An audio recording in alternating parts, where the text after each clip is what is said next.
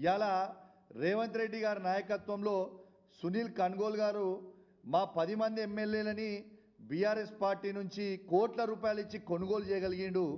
కానీ ఇదే సునీల్ కన్గోల్ గారు మాత్రం రేవంత్ రెడ్డి గారు చెప్తే తెలంగాణ కాంగ్రెస్లో ఏ పాలన బాగుందని ట్వీట్ చేపిస్తే ఇవాళ ఏ పాలన బాగుందని ట్వీట్ చేయిస్తే దాదాపు దీంట్లో 87,000 మంది ఓట్లేసిర్రు.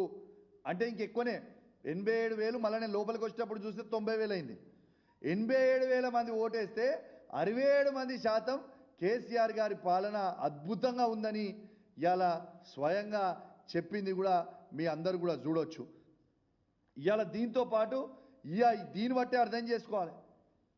ఇవాళ సునీల్ కన్గోల్ గారు రేవంత్ రెడ్డి గారి నాయకత్వంలో సునీల్ కన్గోల్ గారు మా 10 మంది ఎమ్మెల్యేలని కోట్లాది రూపాయలు ఇచ్చి కొనుగోలు చేసుకుంటూ, కానీ రేవంత్ రెడ్డి గారు ఆదేశాల మేరకు ఇలా తెలంగాణ కాంగ్రెస్ అఫీషియల్ ట్విట్టర్ అకౌంట్లో పోస్ట్ పెట్టిన సునీల్ కన్గోల్కి ఇలా ప్రజలు గిప్ప గిప్ప గిప్ప గిప్ప గుద్దుతే దిమ్మ తిరిగిపోయి కింద పడిపోయే పరిస్థితికి వచ్చింది వాళ్ళ ఆన్సర్. ఇది బాబు ప్రజలంటే ఏమనుకుంటావు? తమాషా అనుకుంటున్నావా?